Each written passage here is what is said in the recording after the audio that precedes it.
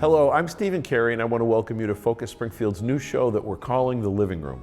One of the goals of The Living Room is to introduce you to interesting people from Greater Springfield who have overcome adversities and challenges in their life.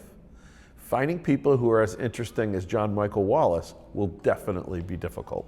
Mike Wallace is featured in a wonderful new book called A Ballooning Life, written by Joseph Carvalho. And one thing's for certain, if you give Mike Wallace a challenge, he's a prime candidate to overcome it. Mike, thank you for joining us and sharing your story today. Thank you for having me. When I read the book, the thing that really impressed me and kind of surprised me was that a balloonist actually has a fear of flight. You began a celebrated career at the Springfield Armory on March 18th, 1963. Can you just tell us a little bit about your work there and how that contributed to your fear of flying? Yeah, I was in the Garand section, John Garand, who created EM1, and a lot of them, most of the designers in there didn't have college education. So at one point, when McNamara was coming through to close it, Tony Lisa, my boss, said, "You ought to hang your degree up from Worcester Tech, you know." Something hanging my legends all around. I'm going to hang my degree up? No, that didn't happen. So 3 or 4 years, and they created a monster. I would travel anywhere they wanted to send me. The other people had families and what have you. And the Armory was closing and they were winding down. And they sent me Fort Rucker and California, Edwards Air Force Base, and St. Louis, and all over. And I became an expert on the XM-21, which was the Gatling gun on the UH-1B helicopter. So I knew gunships, American gunships, quite well. And when they came to go on to introduce it to Vietnam, I said they wanted me to go to Rock Island Arsenal. They were going to give me a department head and all that. Well, why? Not because I was great, but I was one of the only ones going. So I said, I'm not going to Rock Island unless I go to Vietnam with the Gatling gun. And Tony says, fine. And then he finds out that 3 weeks later I'm supposed to get married. And he says, you're getting married in 3 weeks. You're going to Vietnam? I said, I'll be out of there. I'm going for 2 weeks and I'll be out.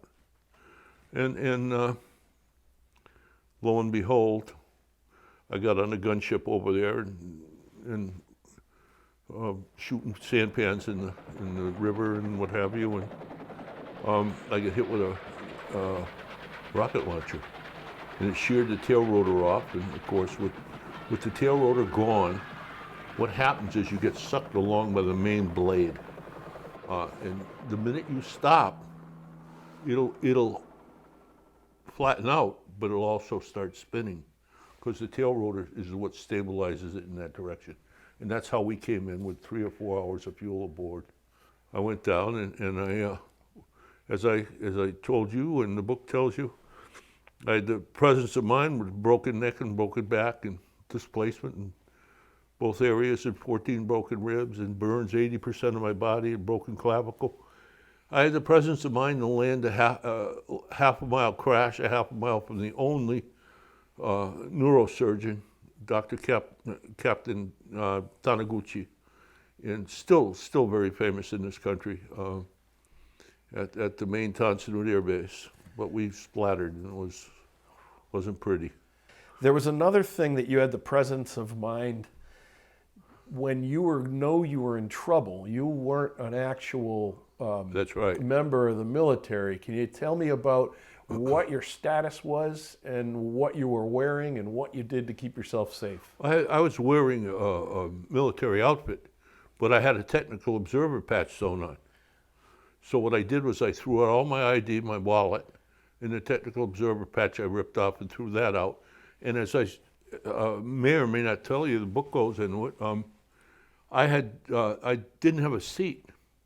I had a gunner on one side, door gunner, and door gunner on the other side, pilot and co-pilot. But I strapped myself to the ammo can. And unfortunately, I had a hard landing, obviously, on the deck, and caused all the fractures. And that's where the burns came from. The burns came in big. They couldn't get me out. because they couldn't figure out how it was strapped in. So it was a comedy of errors. Now I got real problems. Now I'm in there and they want to know my name. I'm not going to tell them my name because I know what's going to happen. They're going to, somebody's going to show up at my mother and father's place and say, da da da da da, your son is critical. So I figured I'd either be dead or I'd be shipped home, and that's what I was. When they gave out the Purple Heart, they would come down the row in Vietnam and just throw the box over on you, and the box with the Purple Heart in it. It's a very striking. Yes, it is. Medal, and they stopped giving them in '97 to civilians. Now there's a civilian type of medal, but back then they would give you a Purple Heart if you were over there with the military. After that terrible experience, you'd think Wallace would never want to return to the air again. Amazingly, his second wife convinced him to try hot air ballooning and train with the Ballooning Hall of Famer Dr. Clayton Thomas of Brimfield, Massachusetts. Mike would later train in gas ballooning with another Hall of Famer, Tony Fairbanks in Pennsylvania. Wallace's competitive nature drove him to enter balloon competitions throughout the United States. Mike also organized the first balloon competitions to launch from Springfield as part of events hosted by the well-known organization Spirit of Springfield. How did you get into your first balloon and why? Well, I knew I couldn't. Well, I knew I'd never fly again anytime because that helicopter crash, and I had been in a lot of helicopters all over the country. But I said, I'll never fly it again. That's it. And my then wife wanted to go with Clayton Thomas, great balloonist, Hall of Famer out of Brimfield. And so, now I'll tell you, Clayton was the daring devil of Dingley Dell, I think, or something. And Clayton was a pioneer, and I would never say a bad word about Clayton, but he took a lot of chances. Oh, you also talk about the day I got a call at home, and I had 12 couples in my house, and Fairbanks calls me from Pennsylvania. He says, I got a load of gas and a balloon that nobody's wants to fly. I said to my wife, I'm out of here. Take care of everybody. I'll see you later. And I went down there, and I flew, and the damn balloon opened. I looked up, and lo and behold, it's March 3rd, 1941. It's 3 days after I was born. This balloon's so old, but it's full of gas. Let's go. So I take off with Tony Fairbanks Sr., who's a Hall of Famer, and he's eating a sandwich. He ate a sandwich, and the balloon opens over eastern Pennsylvania. I start dumping bags of sand. I dumped all 30 bags of sand and trying to stop it from going down because the whole seam was open. So I remember clearly dumping one bag in an open convertible. I felt so bad, but I was dumping it anyway. So we ended up landing on, when they dig out a cellar hole, they have a big pile of sand. I landed right on that pile of sand, and no problem. You get no sense. Your world ends at the basket rim. You don't get a sense that you're up in the air. I'm still afraid of heights. I'm petrified of heights. Never afraid in the balloon. Never bothered me in the balloon. And then I got to racing them, So I raced Battle Creek, and then I raced Baton Rouge, Louisiana, et cetera, et cetera. What about some of the other? I read about some other interesting flights you had with some notable people here in Springfield. Oh yeah, and some notable landings. Tell me about those. Well, I got my partner, of course, Randy Cataldo. We flew out of there, and we ended up. I had some notoriety around here for flying balloons. We ended up at Westover Air Force Base, greeted by armed people again until they found out what we were up to, etc. And they obviously they helped us out, let us go. Mary Hurley says when I landed at the Chicopee Country Club, we created the longest divot. She wanted to call Guinness and get the longest divot ever created on a golf course. We did tear the place up. And then the guy found out we had a pickup truck, and we had to bring that out of the fairway. Wasn't happy about that either. Henry Thomas, great athlete in high school. And man, when we landed, did he run? So we had a good time with him. And the classic, the absolute classic.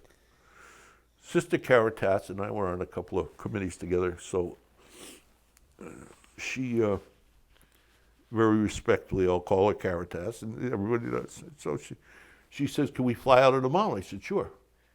So we go up Mount Marie. Of course, it's on a hill. That doesn't help with the wind and stuff. Yeah. And she's got everybody, all the nuns that are in the mount are at the windows watching. So I inflated the balloon, hot air balloon, of course, and I inflated it, and it was windy, and I put a balloon up, a trial balloon up, and I said, sister, you know, we got 20, 30 knots up there, you know, this is not a very good time to fly. I said, you know, what we can do is we can come back sometime and do it when it's safer. And she says, what are those things on it? I said, they're helmets, sister, I'm required to carry them. She reaches over, takes a helmet, puts it on, she says, let's go. So now, I had already broken Ronnie Senez's leg in 2 places on a Brimfield landing, because he was in front of me. And then he flew after that to get qualified in a cast, you know? So I said to sister, you know, sister, it's a little bit of a thing. And I said, sister, don't get in front of me when we land. And so we took off, and lo and behold, about 15 minutes later, we were in Northampton at a football field, and I said, I'm going down, that's it. And I landed in another 30, 40-yard drag, you know. Nobody was around, so I just took it out of there. So, but I landed on my back, and she landed on top of me, and we dragged for 20, 30 yards. Oh, that was great fun. She comes bouncing out of the balloon. And I said, oh, wow, thank God. So we had some fun. Now, you got to remember, you're getting some stories here. I had 750 flights. 750. So there's probably 720 or 30 that weren't that eventful. Even though my kid says you never landed in a field in your whole life. How did the Spirit of Springfield get its name? Oh, I was involved with the Spirit of Springfield with Judy Matt. The gas balloon that I did has Spirit of Springfield on it. Yes. Okay, yes. It has a logo. It's known all over the world as a Spirit of Springfield. You know, and I'll tell you something. That took a lot for me to do. Why? Because there's about 45 pounds of paint on it. That's a bag and a half. Okay. You can't throw that off either. Huh. And then what's the difference between a hot air balloon and the kind of balloons that you ended up flying? In a gas balloon, you're lifting with gas. Pure gas. Helium, not my preference. Hydrogen I preferred. Why did I prefer? It has 14% more lifting than helium. And most of the time I was racing against helium balloons, and the little pilots that were flying were 14% lighter than me. So I needed to get the edge with the bags of sand, you know. And there's no noise, you just drift along, okay? When you have your gas in a hot air balloon and you fire the balloon, okay, that allows you to lift. In a gas balloon, the only thing that allows you to lift is sand, disposable ballast. You throw the sand out when you want to go up. You valve when you want to go down. Very rarely do you valve because you can't recover the gas, okay? And it's hydrogen, and I don't like to mix air with hydrogen. It dilutes it, and it gets a little dicey. So the ability to throw out sand. So if you got two guys weighing 150 pounds, that's 300 pounds. I weigh 220, 230. I'm giving up, and Kevin weighed 180. I'm giving up 7 or 8 bags of sand. That's the ability to stay up another night. Okay. You know, so you had to.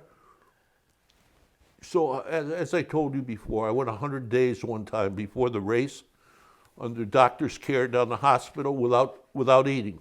I lost 60 pounds. And so I had 2 more bags of ballast, 30 pounds apiece, right? That's incredible. And thank God you had base date to make sure you didn't screw that one up. When you're in the gas balloon and valving is the only way to go down, so you're not releasing any of that gas until you're done. I'm never going to release. I'm never going to valve. Okay. So okay.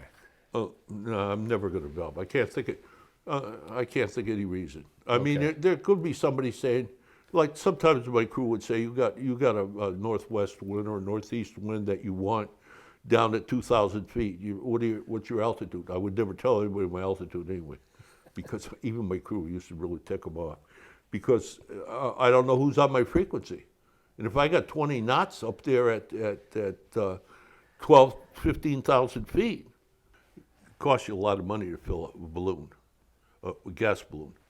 I mean, the gas balloon races out of Albuquerque probably cost them $50,000, $60,000 for the gas. But it's Albuquerque. 900 balloons, all kinds of sponsors. I never flew hot air out of Albuquerque. They fly hot air every year. I flew gas out of there 10, 15 times. So this is almost like the Albuquerque and I guess the Gordon Bennett. Those are kind of like the Olympics of ballooning sport. I assume in the Olympics, I know in the Olympics, you have to qualify. You qualify to be on the American team. It could be a lot of fun, but you can get in trouble if you're not lucky. I'm not saying careful, because you can't be careful. You can be lucky, but you can't be careful. You can't be both. I flew into Mexico without permission. I won that race. Everybody else stopped at the border. Then I had to get out. And Albuquerque is this mecca where you return to whenever you can. The qualifier race for the Gordon Bennett is out of Albuquerque. Okay. You don't fly in that race, you don't fly in a Gordon Bennett. Okay. And you got to come in 1, 2, or 3, or end up with people that just don't want to go. And tell me about your best Albuquerque experiences. What were some of those? My best or my worst? Well, especially, what are the best stories, Mike? So Albuquerque figures prominently into these, but I'm just kind of curious because it's ballooning just sounds like something that's a dangerous sport. Just you don't have to do a lot of research to figure it out. Just the idea of it. Yeah, but not a lot of people die or get hurt from it. Right. Think about it. They fly 900 balloons. 900 balloons out of the same field in Albuquerque at the same time. Right. You know? Yeah, they hit wire or something like that, you know. But power companies are all alerted, and they'll shut off the wire, you know. I had one shut off a wire where a guy I saw going into it. And when I was going into the swamps over in Louisiana. Out of Albuquerque, the worst thing that ever happened to me in ballooning, Kevin and I are in, and we're going to a low-level jet. We're about maybe 200 or 300 feet off the ground. It's getting a little dark. We're doing 60 knots. All right, that's quick. That's 60 miles an hour in a balloon. You got to be real careful, you know, because there's treetops and stuff like that. And all of a sudden, zip, something comes by us, and then you hear this report. A guy shooting at me. All right, now, we were moving so fast that he fired 5 times at me. And you hear the bullet you go by, and then you hear the report. We put binoculars on him, and he had a scoped rifle, and I mean, so that's probably the scariest. Had he hit me, You know, he's got hydrogen. I don't know what he's got for it certainly would have caused a leak. I don't know if it would have exploded, but Nothing good would happen. no. Now, he was quote, found later, you know, in a bar, telling somebody, gee, he almost got a nice American flag out of this weather balloon that flew by, but he said he couldn't put it down. That's probably the scariest thing. Right. After the fact. Right. You know, when you're living it, it's not, you can't be, if you're going to be afraid, don't do it. Wallace's competitive spirit wasn't satisfied after competing and winning regional or national races.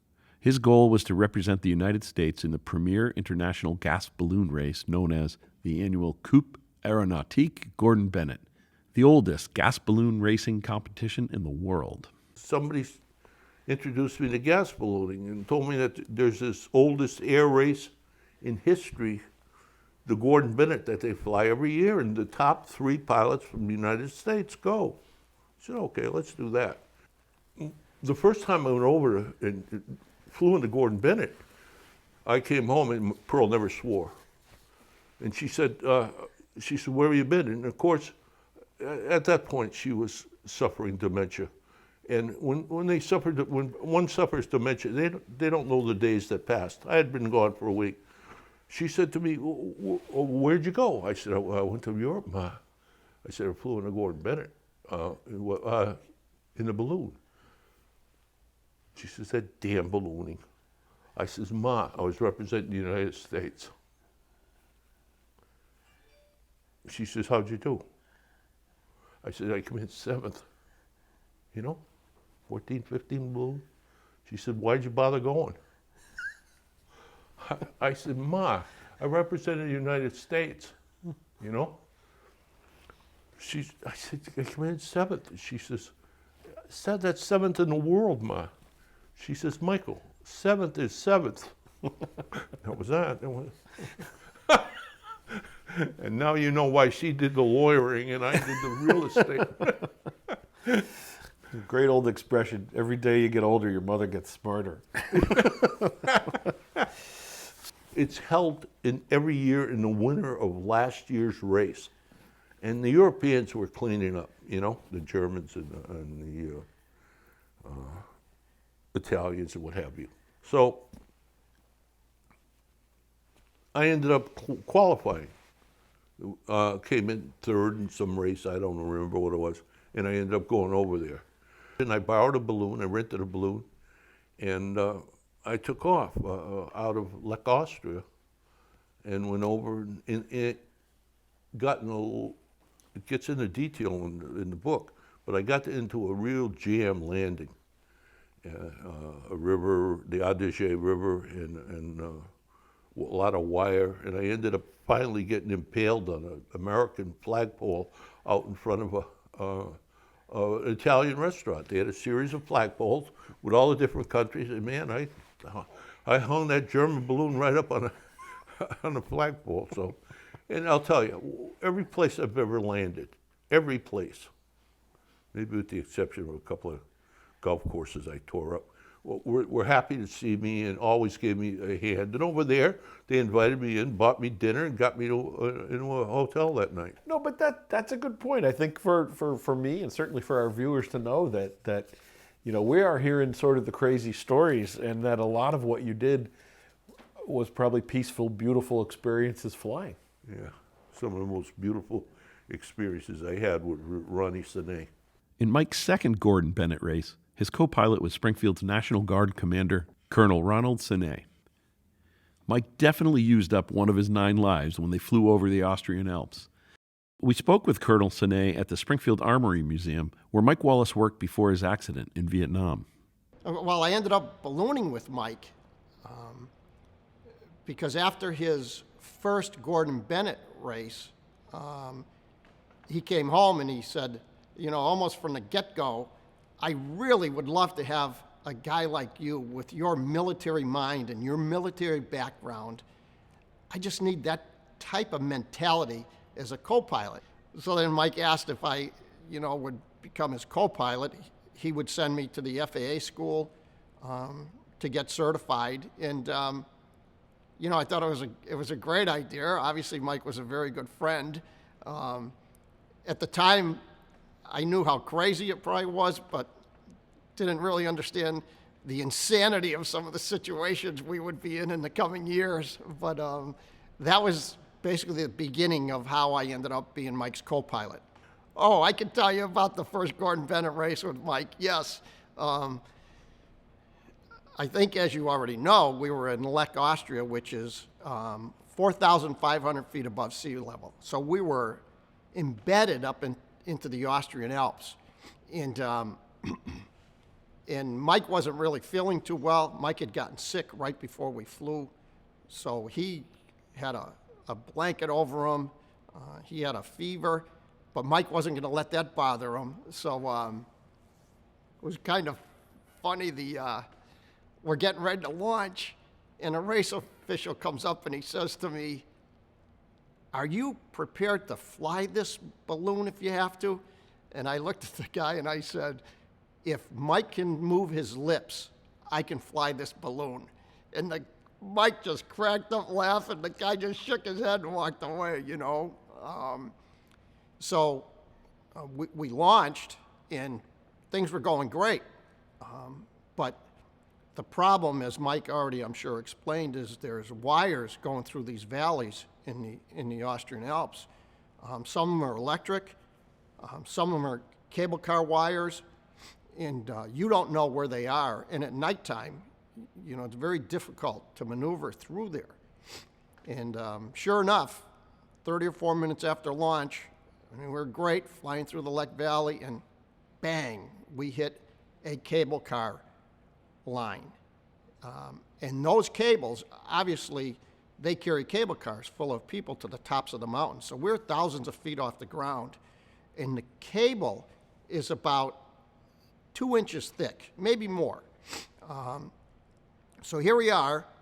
This cable we're hung up on this cable way above our heads. It's below the envelope, which is the balloon, that has hydrogen gas in it. And the wind is pushing us into this cable. And, for me, as a military guy, you're trained to react, and react immediately. You don't have time to sit around and think and discuss. So my reaction was to jump up on the side of the wicker basket. So I'm on the side of the basket, which is a couple inches only, and I'm standing as high as I can, and I'm trying to push this cable away from our lines coming down from the balloon, the envelope. And if one foot slipped, I was done. I was going down that valley. Or if that line started shearing our lines, then Mike and I were both done. So, it was a situation which was life and death. We had to get off of that cable as soon as we could. So I just was standing on the edge of the basket for I don't know how long until I could work that cable down low enough where Mike could help push us off that cable. Then we worked it below the wicker basket and finally got freed up. After, we were just sitting there laughing our heads off. I mean, it was insane, the situation we were in. And we were just kind of cracking up. I think that we survived that event like we did. And as I thought about it later, it was the way I dealt with that, the way I felt about that at the time was very similar to what combat was like, because I was a Marine infantryman, 18 and 19 years old in Vietnam in 1969-70. We got through that, and I'm sure, as Mike talked about, it sheared off a couple 30-pound bags of sand, which catapulted us up into the mountains. And after that, we were yo-yoing up and down, and we'd ice up, and the ice would drag us back down. The water would start dripping over us. At times we were saturated because you can't do anything about that. And then it would melt off, and we'd be back up again and ice up and come back down. And we were flying through the mountains like that for hours. And at one point, we were in pea soup fog up in the mountains. And I said to Mike, Mike, I'm hearing cowbells. And Mike, being the character he is, he's laughing. He's, you're out of your freaking mind. You ain't hearing cowbells. We're at 10,000 feet. A couple minutes go by. Mike, I'm telling you, I'm hearing cowbells. Mike said, you're hearing cowbells. You're out of your mind. A couple minutes later, we broke through this fog blanket, and right in front of us was the mountain. I mean, like here to that wall in front of us, we're coming into this mountain, and there was obviously cows up there with cowbells, and Mike's going, gee, I can't believe there's cowbells at 10,000 feet. Throw sand, throw sand. So I start throwing the sand, and we just about cleared that mountaintop. We came down the next morning into the town of Vlak, and unfortunately we were right on the Yugoslavian border. It's probably about 5 o'clock in the morning, and we saw explosions way off on the Yugoslavian side of the border. And Mike said, geez, they're doing road work over there. And, you know, military guy said, Mike, 5:30 in the morning in the dark, that's not road work. They're firing mortars or artillery down there. And sure enough, we read a couple days later that the war started that morning, and we actually physically, from our viewpoint, were able to see probably some of the very first volleys in what started over in Yugoslavia. He was Marine all the way, all right? We came through Vlak, Austria, about two or three stories off the ground, down the main street. And the churches were about 5 stories. And we had no ballast left. Couldn't go up. And we're going at wire. You know, they do big wire over in Europe. And past that, there's this factory spewing flames. And we're flying in a hydrogen balloon. So I said to Ronnie, just take all the batteries you can and just put them in a bag. So we had maybe 25, 30 pounds of batteries. So at the end of the main street in Vlak, just before the wire, flying with Ronnie was like having 4 hands. He would do exactly what you told him to, exactly when you told him to do it. So, you know, it's the military, and he had a lot of guts. So he gets the bag. I said, throw him out. He's throw him out. Now, what are you doing? You're going up. And you're going up precipitously. You want to jump those wires. What the hell are you going to do then? You're either going to go into the factory or you're going to come down. And if you start down, you have no way of slowing yourself except one way. You've got this drag line that's 150 feet long. It's a big round ball. And what you do is you cut that loose and it drops. And as it drops and as you're coming in, it's ballast. It releases weight from the balloon, you know, as you're coming in. And lo and behold, we came in with nice force. We cut the nicest V you would ever see. You just got 700 pounds of balloon here. You know, the basket and the equipment and the two riders. And we ended up dumping right next to a guy, a professional hunter. They hunt over there. You hunt with licenses, and they bring them into the restaurants and what have you. And scared the hell out of him. He may never be the same because he had had a couple of cocktails, you could tell. In 1995, Mike Wallace and his new co-pilot, Kevin Brielman, prepared to compete in the first Gordon Bennett race with many more to come. It is remarkable, considering their first Gordon Bennett almost killed them both when they flew into Belarusian airspace. I know you lost some good friends. Yes. One of my best ballooning friends. Okay. Tell me about what happened with them, and then I want to get to what happened to Mike Wallace. Well, they were shot down by a Hind. A Hind is a Russian helicopter with Belarusian markings, all right? It's a vicious-looking gunship, much more vicious than the ones I used to fly. This was just a gun platform. and recognized it immediately when it finally approached me. It had shot Alan down already, as it turned out. As it approached me, he told me to go down. What did you do before cell phones? How did that communicate? Radios. Okay, and how did that work? Well, you had an aircraft radio, Okay. like a plane had, only it was handheld. And that's what I was talking to Alan Franco with. And he was talking to me, and before I got forced down, he and John Stewart Jervis were shot down. But Belarusians tried to get out of it by saying he was unresponsive, he was probably unconscious. I was talking to him. And there were 3 balloons that, one way or another, were forced down. Tell me a little bit about those 3 different teams. Mark Sullivan and David Levin was the 3rd balloon in. I was the 1st balloon in. Why they didn't shoot me down? I had my own theories. I'm hanging this American flag, 5x8 American flag under my balloon. Alan Franco, because he wanted to fly every year, flew for the Virgin Island.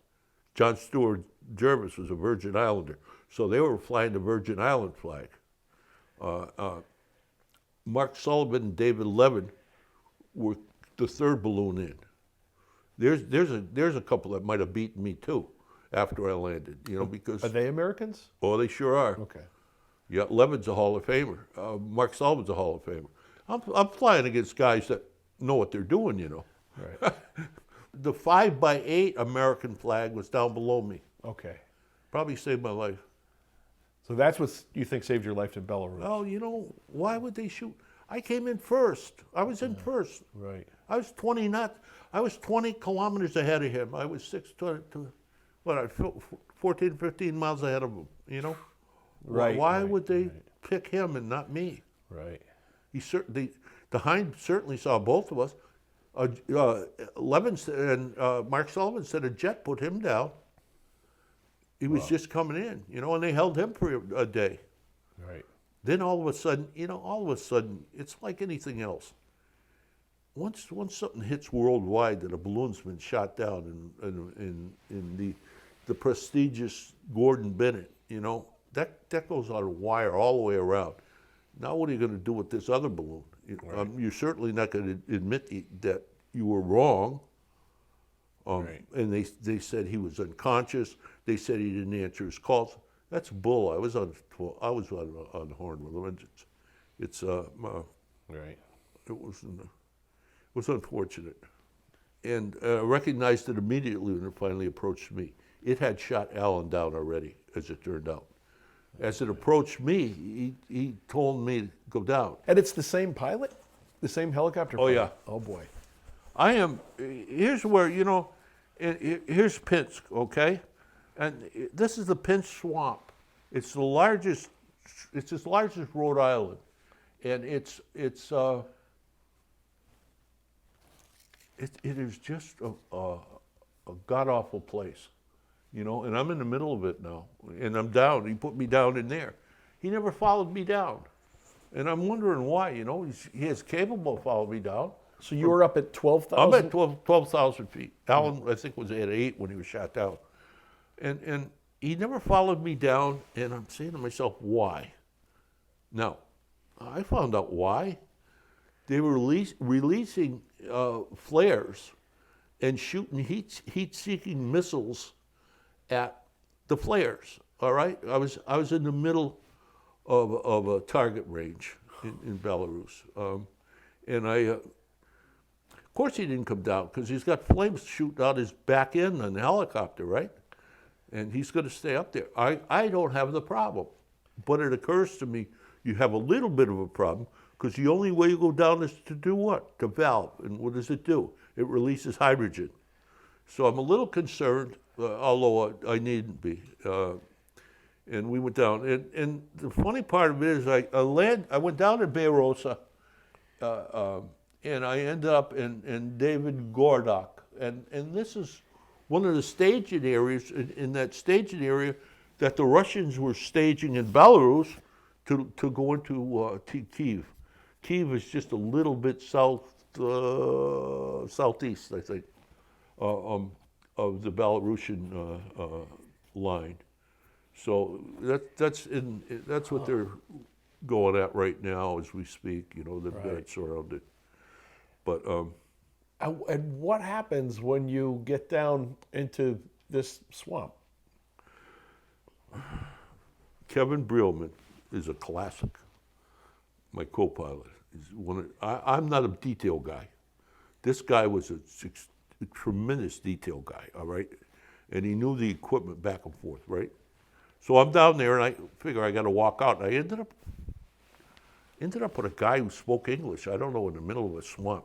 What do you say in the middle? What the hell are people doing? And I hear all this buzzing. What are people doing in the swamp? They're picking berries. They're in there in a firing range picking berries. You know, now a firing range, people look at firing ranges up here, it's a range. This firing range is as big as Rhode Island. They're firing with rockets and every other thing. So Kevin says, I'm not leaving the balloon. That's the second time he never left the balloon. When they put me in jail in Germany, he didn't leave the balloon either, you know, because he stays with the equipment. Yeah. So he stayed there overnight. Now I walked out and these big, looked like tracks of huge vehicles. And they were. That's exactly what they were. About 2 feet deep. And I could duck down. Every time you hear something coming, you just duck down. And I walked out until I ran into 3 guys. And wait, you're with a guy named Nikolai, who was the berry picker. Yeah, okay. I got no idea where he went it or where he came from. But he knew. And of course, they don't know where I came from. Right. I came out of the sky. How the hell? I run up against these, in the middle of the day, these 3 real drunk, friendly Belarusian Army personnel. And having seen what goes on in the Army, I know they're not going to harm me unless somebody tells them to. Higher up, chain of command, you know. So they asked me if I wanted a drink. And I said, alcohol? Yeah, alcohol. I said, no, I don't want to drink. I mean, I'd rather get shot than take a drink at that point in my life. So I asked them if I could sleep in the shed, and they didn't know what I was saying. I went in there, I laid down. Well, lo and behold, the same night, half-track came down to Kevin and said, Kevin stayed away from the basket. He just slept over. He slept over in the swamp. Now, as we know, swamps, there's a ton of water in it, all right? There's no water in this swamp. It's just swamp land. And I assume it gets wet sometime during the year. So Kevin said, no, he wasn't leaving the balloon unless they wouldn't take the balloon. So they threw him a blanket and he stayed out there all night. And it was cold. So the next day, lo and behold, they show up and take the balloon, and these big tracked vehicles that go through the swamp, and they took us to the Army barracks, and they put us in the barracks. Now, meanwhile, I don't wear my boots because they're too heavy. I wear boot liners, so I'm walking in boot liners, and I'm limping because my feet hurt. So they see that I'm limping, and it becomes quite clear that they don't want me injured, nor do they want Kevin injured. Now they put us in a barracks with a couple guys, and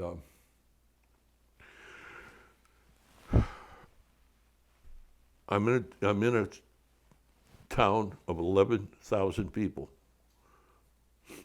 There's no paved roads. There's one gas pump that doesn't have any numbers on it or anything. It just pumps gas.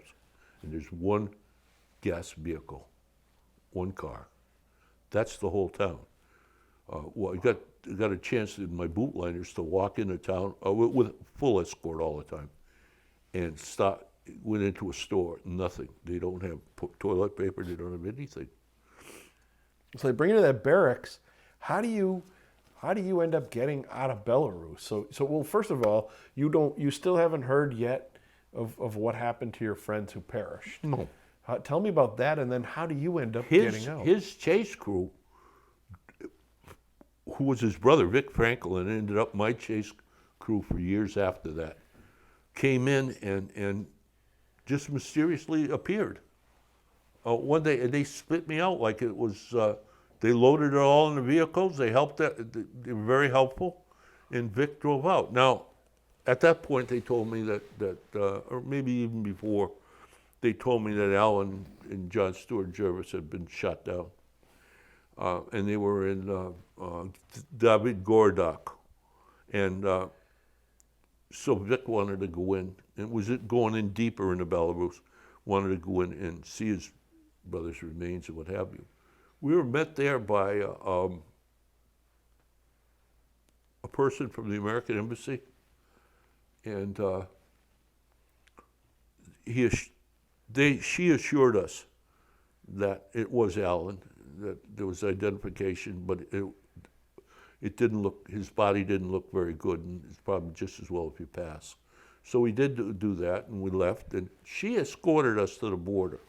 Is this the woman, Janine, Yep. someone? Okay. Boyarsky, I think, yeah. And she takes us to the border, and lo and behold, she's in front of us, and we are stopped by tanks. So she clears that up, and now we're going through the border, and they want $30 American to get out, you know. And I will never forget the comment that the Austrian that was chasing with us said, Gerald Strudlinger said, "What do you need the $30 for? To buy more bullets? Shoot." And I said to myself, "Oh, we're going back. I know we're going back." And no, we got out, and I came home. Because I had a race. 3 weeks later, I had a race in Albuquerque. So, Undeterred. you know what's really funny? When somebody asked Kevin, why aren't you a little bit concerned? Kevin, and it was only Kevin can be, looked at and said,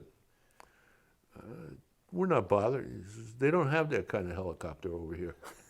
You end up with help from somebody more than the State Department woman. Yeah. From far it's away. ironic, isn't it? Eddie Boland helped me get into Chelsea Naval Hospital, and years later, Richie Neal, who I supported and still do from city council all the way up, he got me out of Belarus, no question about it. And he was a fairly new congressman at that point, right? I don't know. Okay. But he was always good at what he did. Yeah. You know what I mean? Yeah. There's no question that he was. There's many signs that he was effective in my release and Kevin's release. It hit the wires everywhere. It went around the world. It seems. You know, you got people, Chicago, San Francisco, etc. And Richie was right in the middle of it down in Washington with the FAA and other people. And recently, I sent him a book, and I also enclosed a copy to the Belarusian embassy. I remember watching and listening, and all of a sudden it was reported that he was in what was considered at that time to be a very dangerous place on Earth. And I liked Mike because he was very much the citizen. He was always involved in some civic project here, whether it was the Museums Association, or I remember way back to places like Stage West and others, but he was totally committed to the idea that it's important to live here, but it's also important to be a citizen here. Let's say that you are flying with the best of intentions, and you can go from one part of what might be deemed to be hostile to America. The greeting that you get could be substantially different. It's a bit more challenging because it wasn't as though Mike was flying on enemy combat mission. Flying around on an air balloon is a little bit different than, you know, trying to migrate toward crisis. And the request came, saw something about it and got right after it. Don't recall who specifically the request came from, but we responded immediately. Despite this near-death experience, Wallace and Brielman continued to get back in the air for over 20 years with successful flights in the American Challenges race and the Gordon Bennett races.